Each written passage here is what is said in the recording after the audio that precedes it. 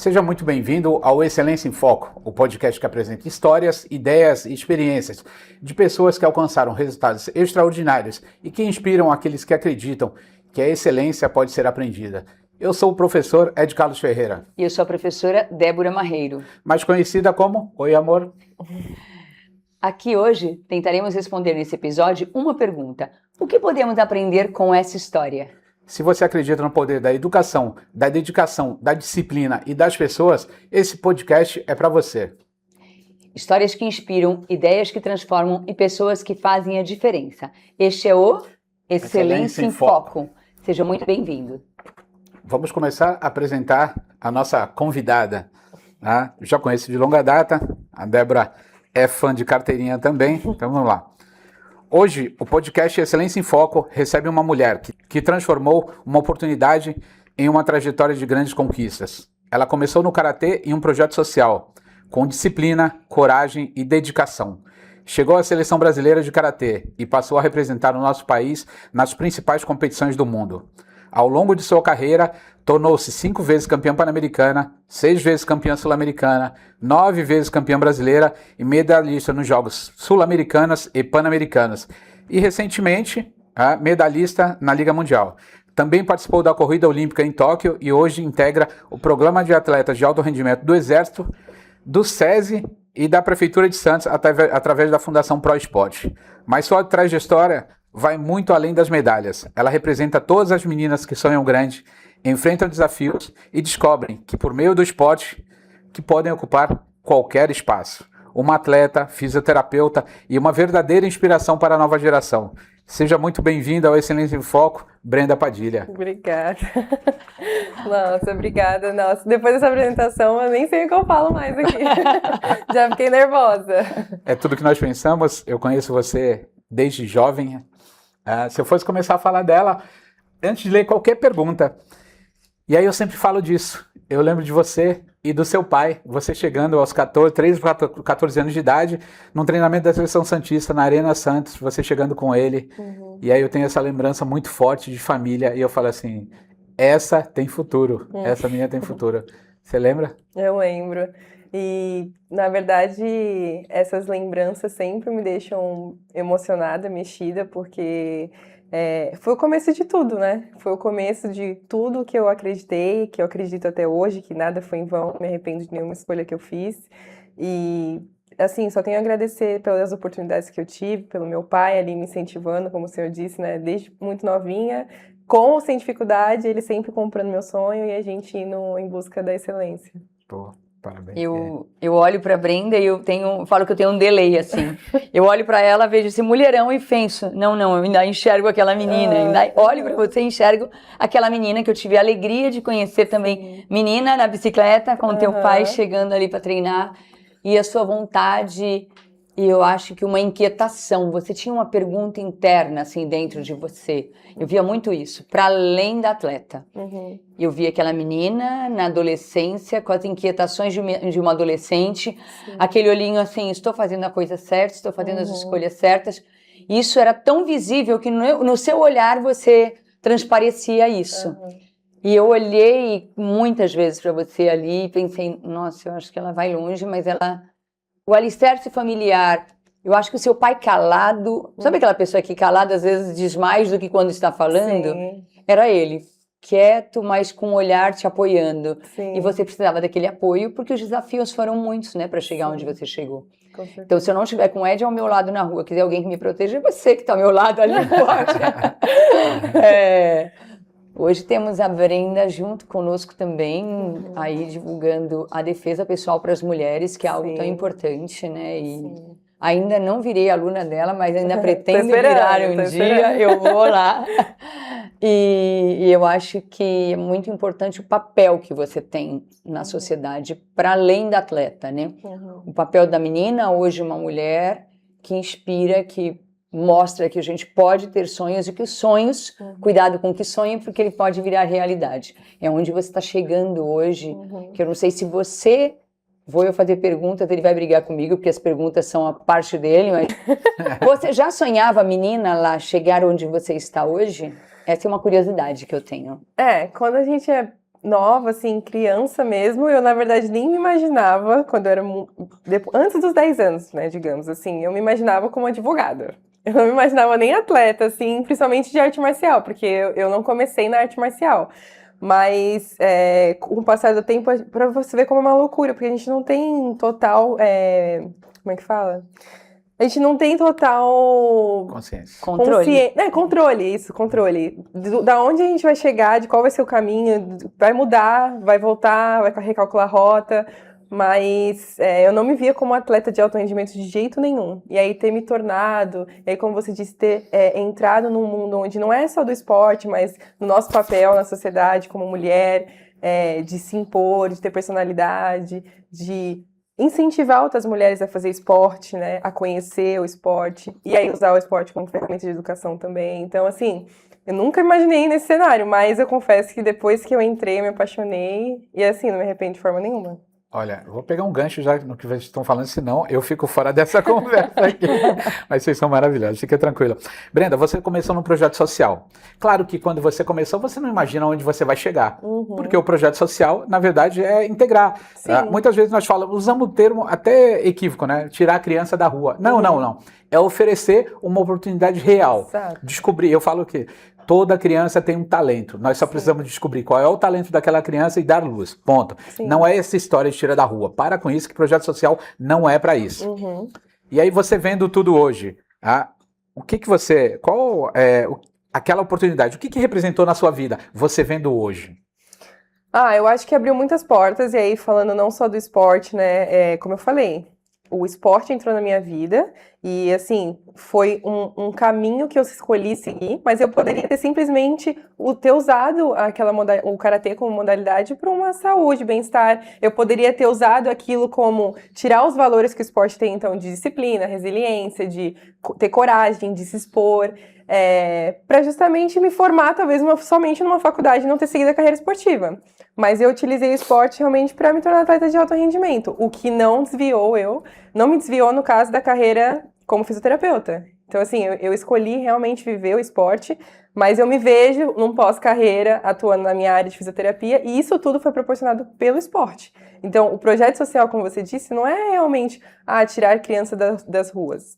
Não, é realmente estender a oportunidade para a criança ali enxergar e ali, a partir dali, ela realmente formar os valores que ela vai utilizar dentro ou não do esporte. E aí eu acho que isso foi essencial na minha vida. Perfeito. Amor, Débora. Cara, se eu chamar de Débora, não tem problema. Ela falou de projeto social. Nós temos a educação integral que trabalhamos há tanto tempo aqui. Que o caminho é exatamente esse, ou seja, nós temos o esporte dentro da educação integral, que a Brenda já falou. Pode ser para a saúde, pode ser para o esporte, tem vários valores. O que você acha? Qual a importância da educação integral hoje para as crianças? E a gente vê uma Brenda aqui na nossa frente. Eu acho que eu vou voltar um passinho atrás olhando para a educação integral. Quando nós atuamos com a educação integral mais diretamente, nós fazíamos a avaliação, olhando dentro da perspectiva mais ampla, né, da integralidade mesmo, com os alunos e com as famílias. E com as famílias, assim, 80% das famílias, eles afirmavam ali, assinalavam que os filhos eles optavam pela educação integral, pelo tempo integral, para o filho estar num lugar porque ele não tinha onde deixar. Então eu acho que a desvalorização muitas vezes começa desse olhar. E é um olhar que também eu não culpabilizo os pais por enxergarem dessa forma, eles precisam ser informados. Sim. A educação integral é um direito, é uma necessidade para quem realmente precisa que o filho fique nesse tempo estendido, mas isso não quer dizer que não tenha que oferecer a qualidade do desenvolvimento, que é o que você traz. Sim, claro. De você olhar para a educação integral e o que meu filho está fazendo lá, o que ele está avançando, aprendendo e se desenvolvendo no tempo que ele está lá. E aí, fazendo a ponte com o que o Ed perguntou do esporte, né, propriamente dito, e todas as modalidades são trabalhadas durante a educação integral e na escola como um todo, o problema é quando a gente não vincula isso a um projeto. Quando eu tenho a modalidade, eu tenho o esporte, eu tenho o karatê, como é o seu exemplo, eu tenho arte, o karatê pelo karatê, a arte pela arte. Ninguém quer isso. Quando eu faço karatê fora, eu quero participar do exame de faixa, eu quero participar de uma competição, eu quero me destacar de alguma forma. Quando eu fiz balé quando era criança. Eu queria, sim, em dezembro, participar das apresentações. Então nós precisamos trazer esse sentido que as crianças, que as famílias têm condições de custear fora da escola, colocam numa academia de karatê, colocam numa aula de dança, numa aula de balé.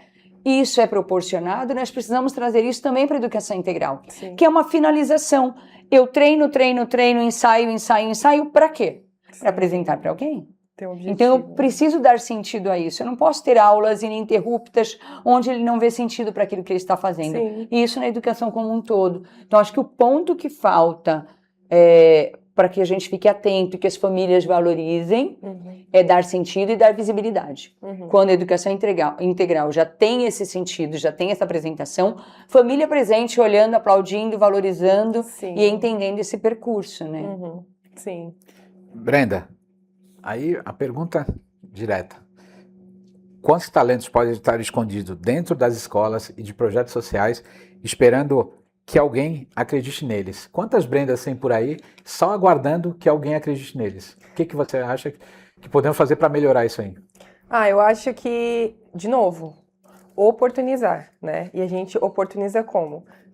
Assim como a Débora falou. Na verdade, quando a gente abre um projeto social e fica muito preso naquilo de que vai ser a mesma coisa sempre, sem um objetivo ou sem um apoio familiar, aquilo vira só uma rotina e a criança acaba perdendo a motivação de estar ali.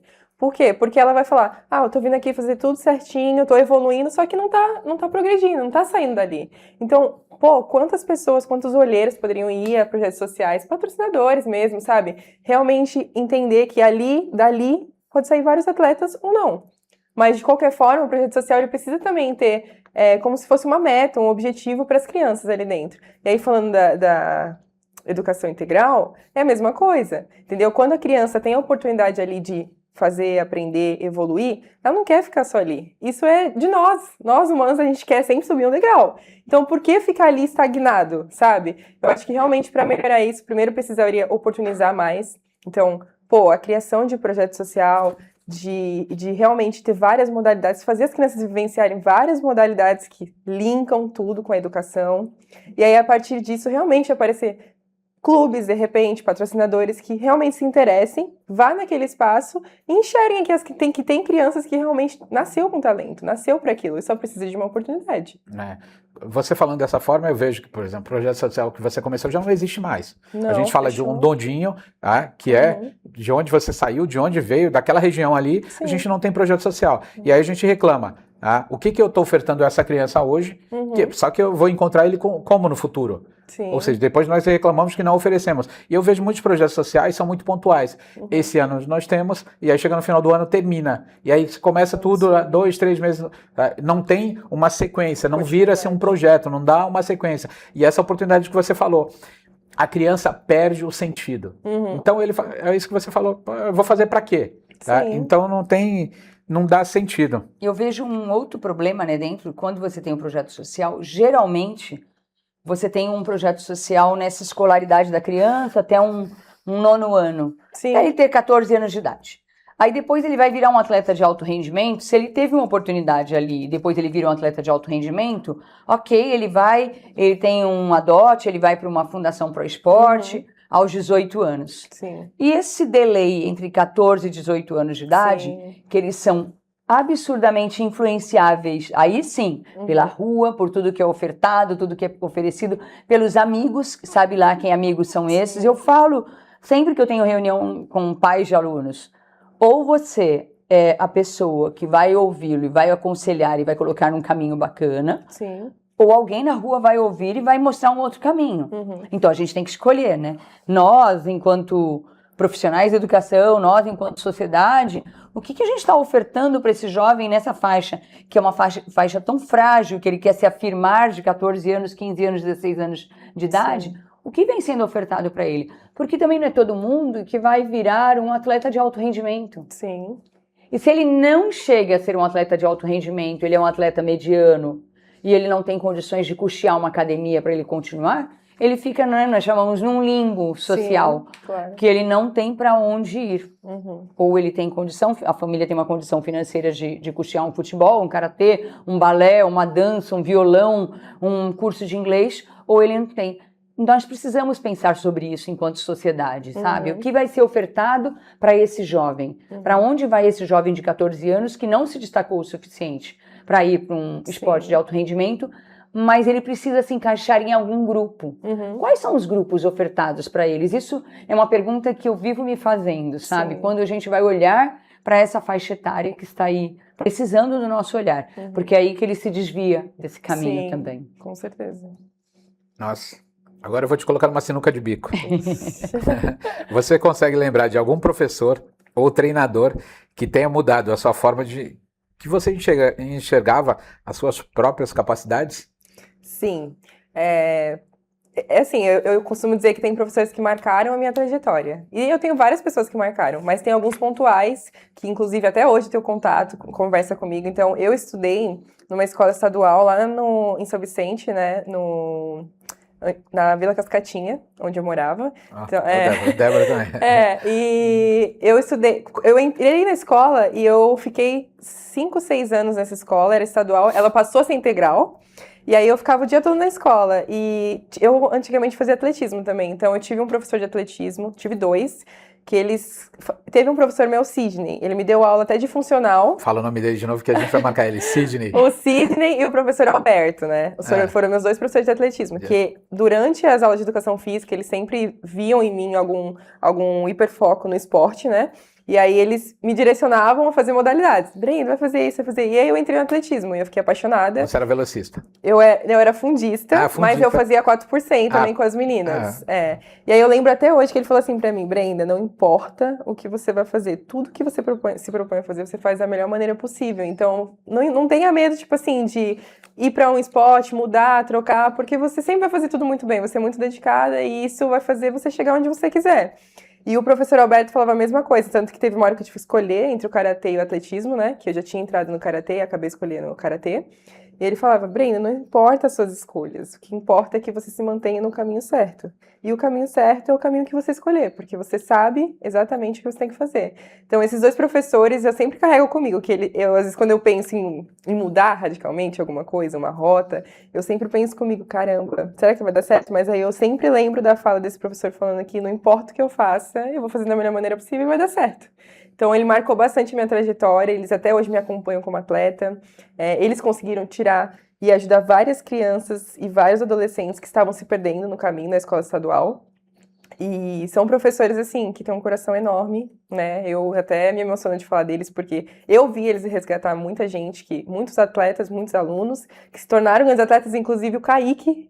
Maravilha, meu filho exatamente. do coração. Ele Kaique foi também. aluno deles, Eu lembro, então, eu assim, sei são disso. grandes referências para mim, e eles me deram aula durante um bom período dentro da escola estadual. Então, assim, foram professores que realmente não iam para a escola só para dar aula. Eles tinham essa questão de querer tocar o aluno realmente. Pô, a gente é amigo, a gente é parceiro, a gente vai te ajudar, você pode chegar, sendo atleta, não, numa faculdade. Então, assim, são professores realmente diferenciados.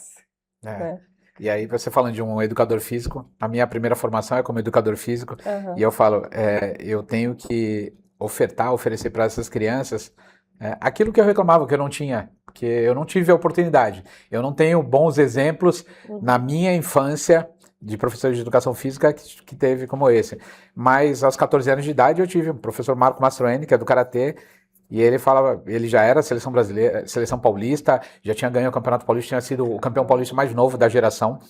E ele falava pra mim, ele me chamava de baixinho, que eu sou baixinho, ele fala, baixinho, você vai ser muito melhor que eu, tá? Só precisa controlar e achar um caminho. E aí eu tenho ele como exemplo. Então, meu propósito de vida foi eu sempre ofertar coisas para gerações que estão chegando. Tanto que hoje eu estou na Seleção Santista junto com vocês. Sim. E vocês sabem que a minha intenção ali não é, eu sou técnico e bater, que sou da comissão técnica. Porque na maioria das vezes, eu cedo o meu lugar. Como cedi agora para que você fosse técnica. Sim. E fala assim, não, eu quero que eles sejam. A única coisa que eu quero ser lembrado eu tinha um propósito que era ajudar novas gerações. É isso que você fala. Esses professores fizeram referência. Se você citar os do Karatê agora, você vai ter um problema, porque tem vários. Eu tenho vários. Tem vários. Por isso que eu fui para direção da escola. Lembra? É sempre um professor dando. E hoje a gente reclama que nas escolas as crianças perderam o respeito. Você acha que é só a criança ou a maioria dos professores? A maioria não. Alguns professores perderam seu propósito de vida, porque eu vejo muita gente apaixonada. Eu tenho um exemplo em casa, então como eu acredito, eu vendo 2 aqui apaixonados, eu falei assim, não é a maioria, tá? É uma minoria, só que essa minoria contamina o ambiente e aí tudo que a gente vê, a gente vê jovens querendo estudar e querendo buscar como você. Onde a gente eu falei num vídeo que eu gravei que, eu não sei nem se eu gravei no podcast, né? Que o ovo mais vendido é o da galinha, mas o ovo com tantos nutrientes e o maior ovo é o do pato, né? Da pata, mas ninguém compra o ovo de pata, né? Compra para colocar no biotônico lá, quando meus filhos eram crianças. E a galinha, por quê? Porque ela cacareja, ela faz barulho, né? E eu acho que isso é a mesma coisa. Eu acho que nós, né, que estamos na educação, você, às vezes, quando as coisas estão dando certo, estão caminhando, você tem uma sala que está caminhando, e tem tanta gente reclamando ao seu redor, você fala, não vou falar, que vão falar que eu sou poliana, que eu vivo no mundo da lua, que eu sonho demais. Mas isso não é de hoje. Isso não é de hoje. Eu tenho uma história há muito tempo já que eu não sou, alguns anos, eu não sou professora de sala de aula, né? Eu fui indo para gestão, coordenadora, diretora, mas eu ainda era professora no Barão, e isso tem mais de 20 anos. E nessa época que eu estava no Barão, e depois em outra escola, enfim, em uma das escolas que eu passei enquanto professora, eu estava numa reunião que a gente chama de RAP, reunião pedagógica ali, e eu falava bastante na reunião, né? Não, olha, porque esse aluno aqui e esse aqui, o que vocês acham? E aí eu lembro que uma pessoa falou assim para mim, gente, dá uma maçã para ela colocar na boca para ver se ela para de falar. E era uma pessoa que estava há mais de 20 anos nesse circuito da reclamação e do sofrimento. E ali eu tive que ter muita força para olhar e falar, não, eu não vou me calar. Eu vou continuar falando, porque esse horário é um horário conquistado de uma categoria para a gente estar falando e estudando e discutindo os casos dos alunos. Aquele horário é um horário para ser potente para a formação do professor. E muitas vezes eu vejo muita gente se calando quando uma ou outra pessoa, que por diferentes motivos, sejam profissionais ou pessoais, está passando por um momento mais amargo, ela acaba deixando aquele grupo meio contagiado por aquele pessimismo. E não que eu seja uma poliana que eu não enxergue os problemas, eu enxergo os problemas sociais, os problemas educacionais que nós vivemos hoje, que são muitos. Mas há 30 anos atrás, quando eu trabalhava em sala de aula, também eram muitos.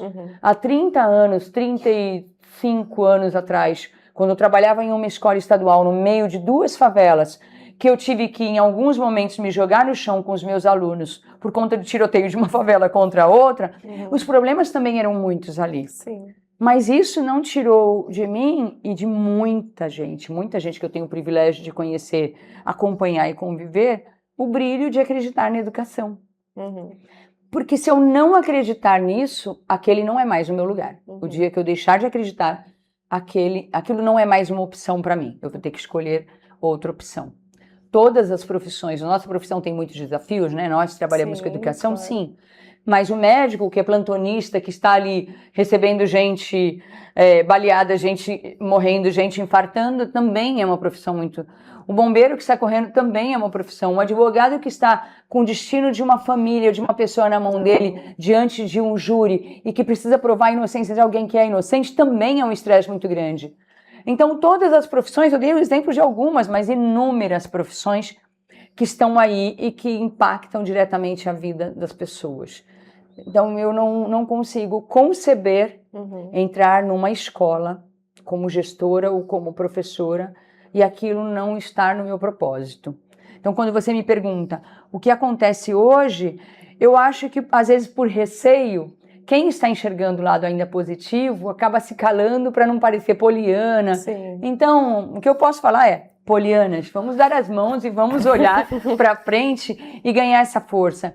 Porque aquela criança que está ali, ela merece o nosso brilho nos olhos. Sim. Ela merece que eu vá perfumada. Eu lembro de uma criança falando, tia, você é tão cheirosa.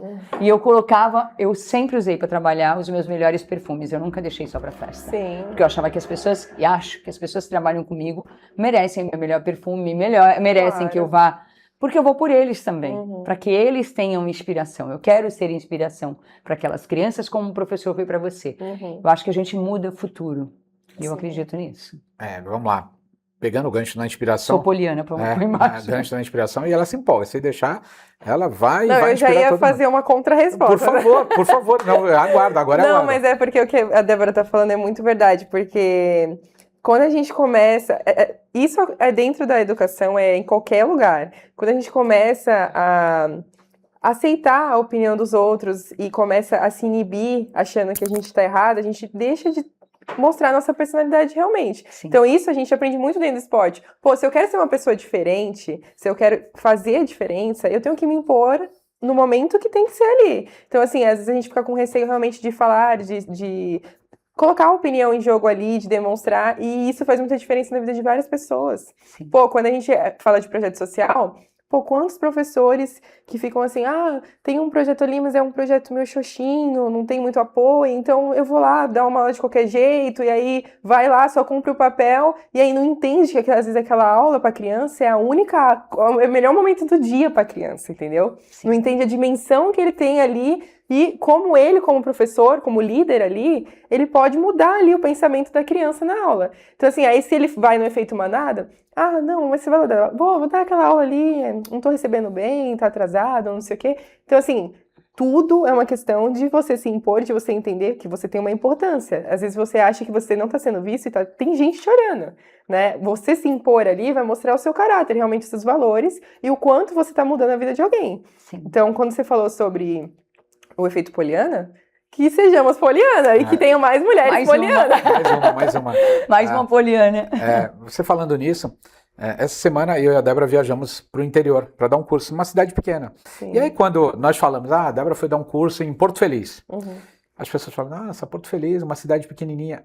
A Débora já vai há 4 anos. Uhum. E uma professora que também é diretora lá, tô ficando até emocionado aqui. Ela falou assim, essa mulher merece um palco. Esse espaço não é adequado para ela. Ou seja, quantas vezes nós fomos até lá, eu, enquanto segurança e motorista, com muito orgulho, acompanhando a Débora para dar uma formação, e aí dar o propósito. Não é o valor, é o que você está ofertando. E agora está voltando para a gente. Então, quando nós estamos montando, que eu cito aqui sempre, o nosso ecossistema, e a gente está ampliando e está crescendo, as pessoas, nossa, pô, eles estão crescendo, né? Como se fosse do nada. Há quanto tempo nós estamos plantando, levando o propósito, e é isso que você falou. Ela está levando o melhor dela, Sim. o melhor dela, Sim. E às vezes para ganhar, no começo, o que era só para pagar o transporte, e hoje, quando tem reconhecimento, algumas pessoas falam, parece que foi fácil, as pessoas, pô, não querem entrar aí. Eu falei, poxa, você não quer batalhar por isso e entrega o seu melhor, independente do que é. Pô, eu concordo. Mas vamos falar sobre inspiração. Aí, citamos títulos e mais títulos e mais títulos.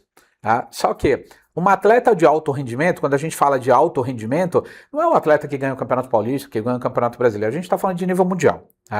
Então, assim, é que nós usamos esse termo alto rendimento como se alto rendimento fosse ganhar um Campeonato Sul-Americano, que é um de grande mérito. Sim, a gente não pode falar que isso é um nível mundial.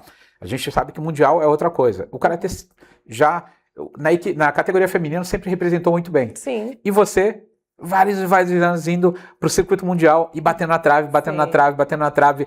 E quando eu trabalhei com comportamento, aí eu passar para você, falei, tem um atleta da Turquia, o Alagas, eu falava assim, você lembra muito ele chutando, e aí eu não sei se passar na sua cabeça, eu acompanhando toda a trajetória de competições, e você batendo na trave. Sim. Agora na Série A, em Guadalajara, você foi campeã, e a minha pergunta para você é, depois de tantos anos, você batendo na trave, o que é mais importante para a formação de um campeão?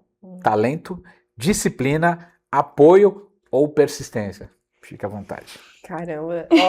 Primeiro que eu acho que não tem uma palavra aí que defina, mas eu acho que persistência é uma das top 1, né? Mas eu acho que realmente ter o apoio é importante, mas disciplina e persistência pra mim eu acho que é o mais importante, porque assim, se a gente ficar contando realmente, tem que ter apoio, isso todo mundo sabe. E infelizmente a nossa modalidade não é uma modalidade privilegiada.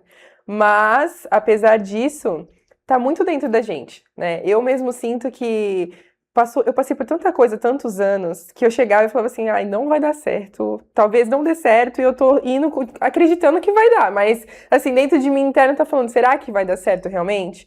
principalmente em relação à questão do apoio.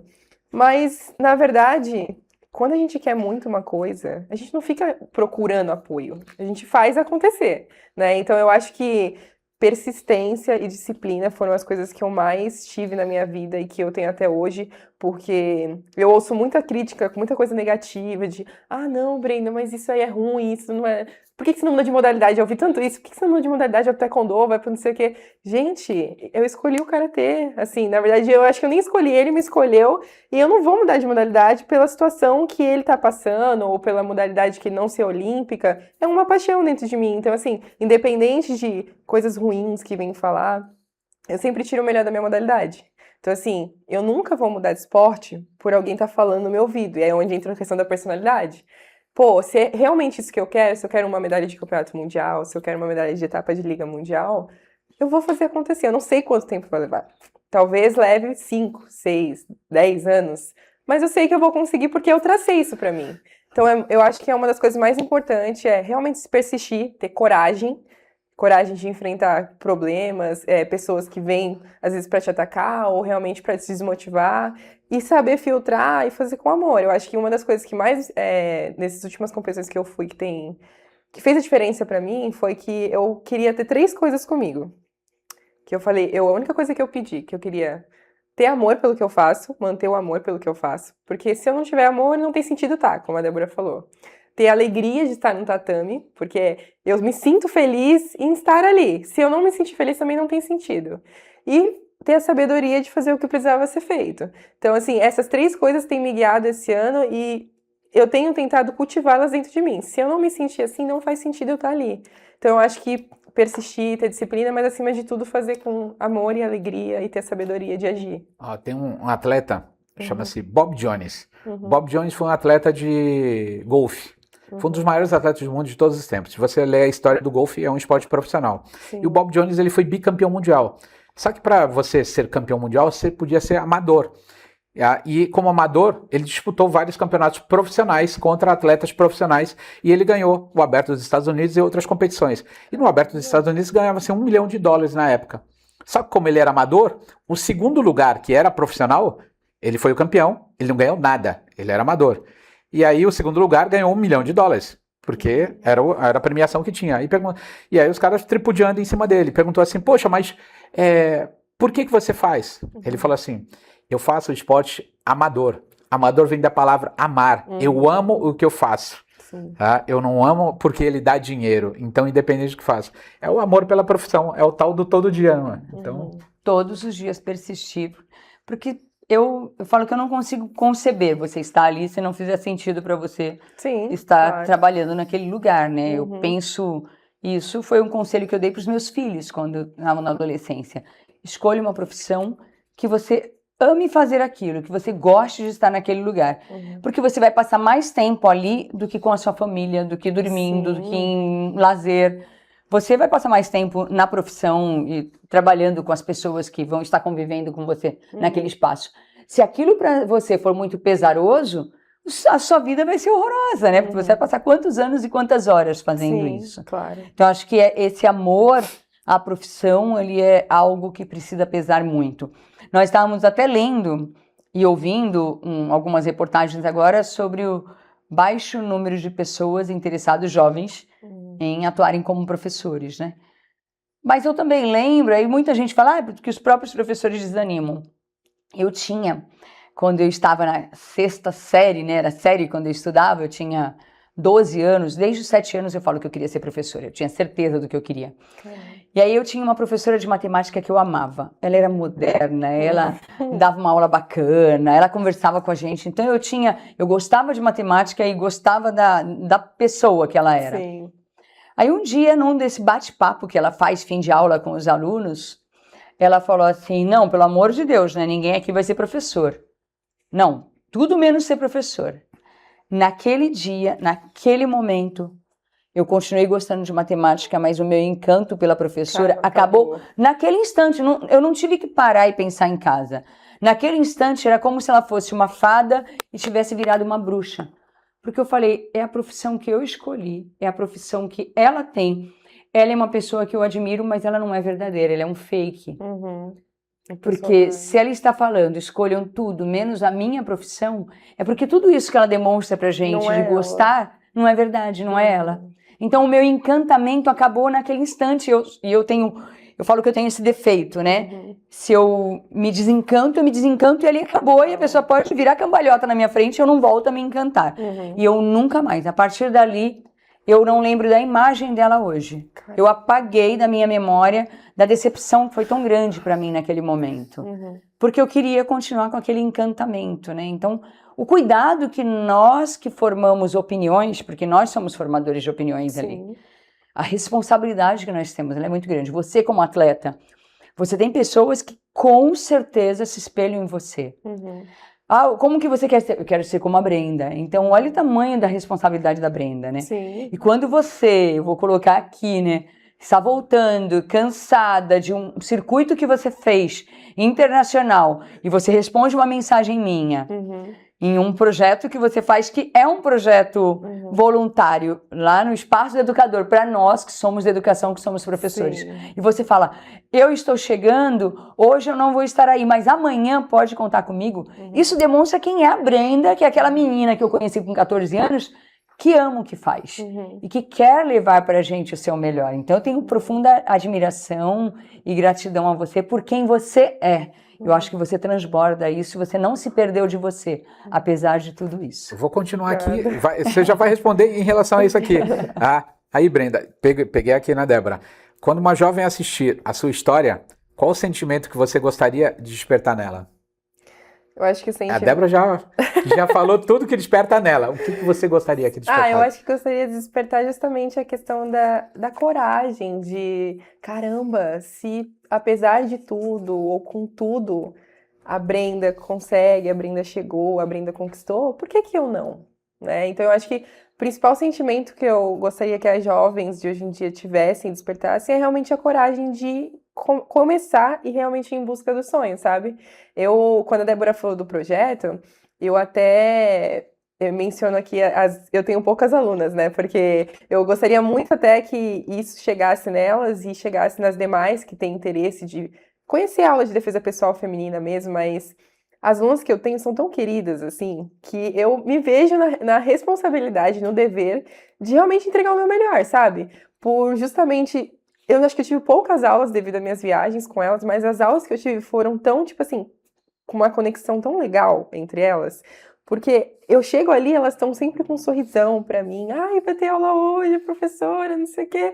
E aí a gente começa a aula e elas não querem terminar a aula. Então, assim, eu fico tão feliz de conseguir passar para elas o quanto o karatê me faz bem e o quanto ele pode fazer bem para elas. E aí, durante as aulas, é muito gostoso, porque até quando eu não consigo ir, eu fico assim, caramba, eu deveria arrumar um dia para suprir a aula, entendeu? Porque eu não gosto de deixar elas sem aula. Porque justamente é uma coisa, acaba sendo uma troca. Então, do mesmo jeito que eu faço bem para elas, às vezes eu tô num dia tão cansativo, mas eu chego lá e eu me perco no horário. Às vezes eu perco o horário da aula. Termino a aula depois do normal, porque elas conseguiram me entrosar e me fazer bem, me fazer me sentir bem.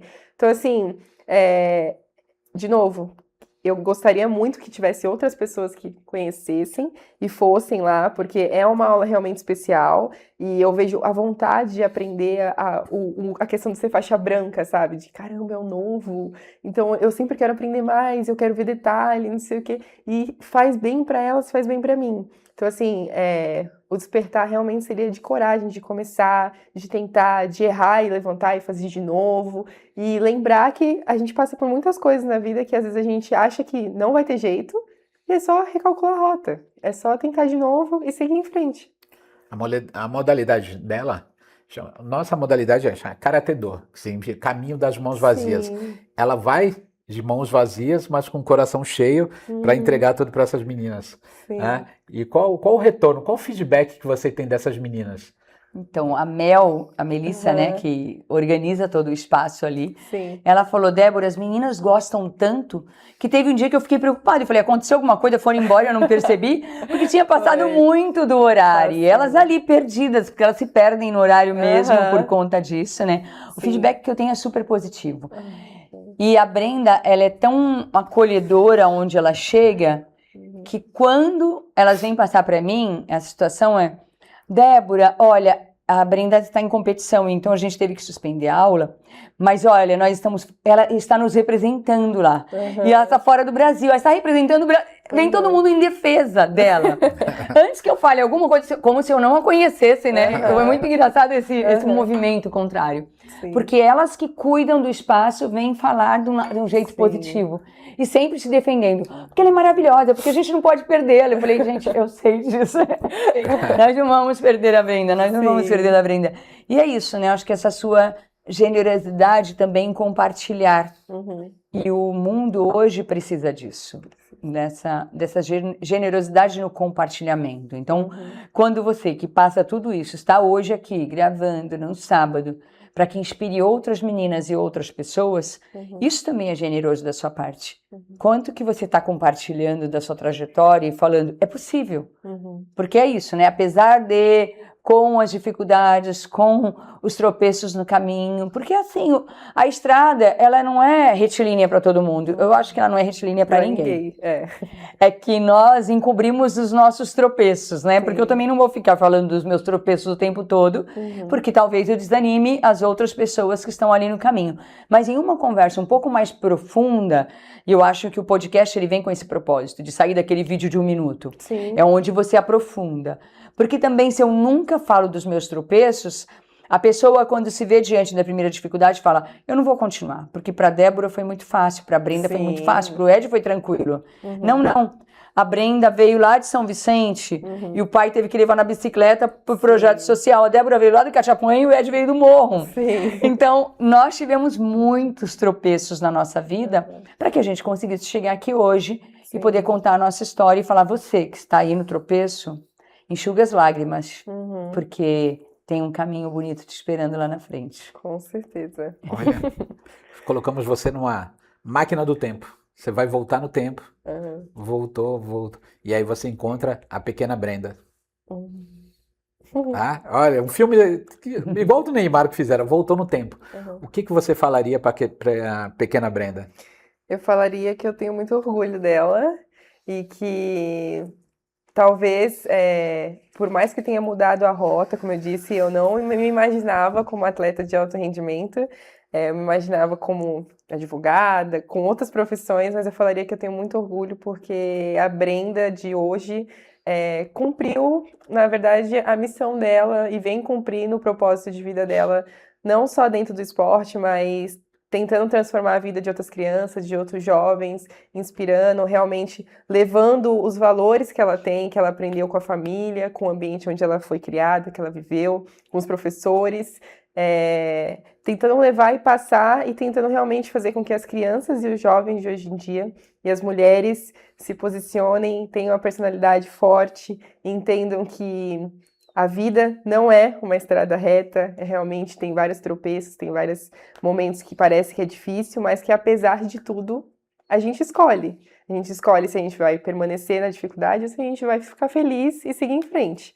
Então eu acho que a Brenda hoje em dia, se visse a Brenda pequenininha, daria um abraço nela e falava assim, olha, tá dando tudo certo, tá tudo caminhando conforme... E continua seguindo em frente porque realmente você está alcançando tudo aquilo que você sonhou para você, tudo aquilo que a sua família queria que acontecesse. Acho que uma das coisas mais legais da minha vida é que meus pais, hoje em dia, são super orgulhosos, assim.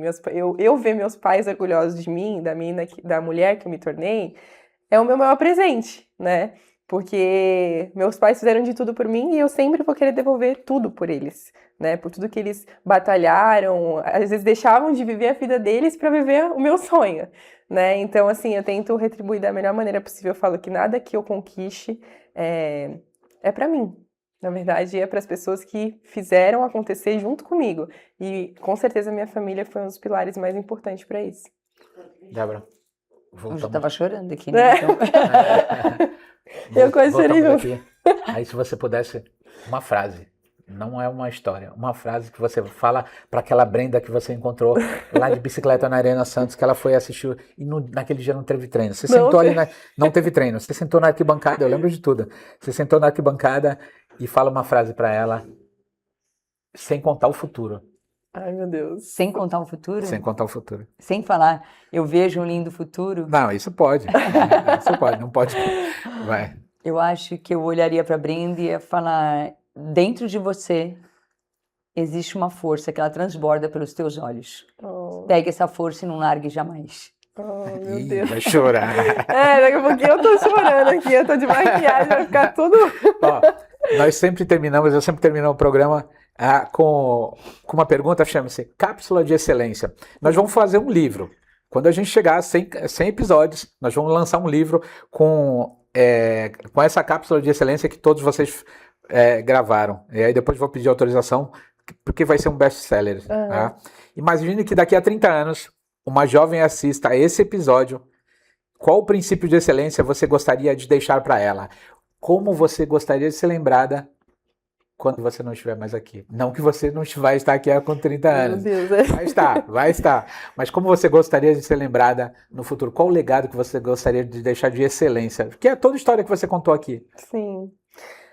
É como eu falei, eu acho que eu gostaria de ser lembrada por aquela pessoa que não foi só uma atleta renomada com títulos, mas uma atleta que realmente fez a diferença, que realmente abriu possibilidades, criou oportunidades, gerou esperança na vida de outras atletas, mulheres, jovens, de uma atleta realmente que, apesar de tudo, sempre buscou o seu caminho certo, da melhor maneira possível, sem passar por cima de ninguém, com seus valores e, como a Débora falou, com amor, com alegria e com sabedoria. Só isso. E você, sua palavra para finalizar? Minha palavra para finalizar é: eu acho que siga mais do que os seus sonhos. Porque às vezes os nossos sonhos, eles são pequenininhos, né? Eles nos limitam. Se eu olhar para a Deborinha, como ela olhou para a Brendinha, se eu olhar para a Deborinha imaginava menos do que eu cheguei. A Deborinha não sonhava longe, sonhava pouco, porque não enxergava muito mais longe. Eu acho que eu olhava muito para frente, não para o alto. Então, confie no fluxo da vida. Quando você deixa, sabe quando aquela maré tá te levando? Sim. A vida tem uma sabedoria, tem um fluxo sábio aí. Então confie no fluxo da vida. Dê as suas remadas, senão também vai ficar parado ali. Mas confie no fluxo da vida. Sim. O fluxo da vida, ele é prosperidade, ele é sabedoria, ele é luz, né? Então confie no fluxo da vida. Para falar, eu vou pegar uma frase que a Débora falou logo na nossa abertura, que diz: o que eu poderia aprender com esse episódio de hoje? Então eu espero que as pessoas, ao invés do Ed dar uma dica do que eles podem aprender, assistam e tirem as suas conclusões, porque você é uma inspiração, você sabe da admiração, do respeito que eu tenho por você. Quando você fala de se posicionar, eu também acho que você tem que se posicionar. E eu falo que o contraditório faz parte, tanto que quando recentemente tivemos um grupo, a gente teve que fazer uma reuniãozinha e discutir ali. Sim. E aí as pessoas se exaltam, e eu falei assim: não, eu gosto de ouvir o contraditório. Eu não sou o senhor da razão. Pelo contrário, ele dou o direito de falar o que você quiser. Mas nem sempre eu preciso concordar com você. Sim. Mas o exemplo que você deu aqui e que você traz pra gente transcende muito, muito, muito além do karatê. Eu espero que daqui a alguns anos a gente volte aqui nesse podcast e que você fale: poxa, eu dei seguimento, meu propósito continuou, e você continue seu legado de, além de ser uma grande atleta, de alto rendimento, que você seja um ser humano brilhante, maravilhoso, como você já é. Obrigada. Tá bom? Então, finalizamos nosso podcast Excelência em Foco. A Débora vai entregar o nosso mimo aqui. Gente. Muito obrigada por você estar aqui. Você merece todas as honras que estão chegando até você. E vem muito mais pela frente, tenho certeza. Obrigada, gente. Até o próximo Excelência em Foco e fiquem com Deus.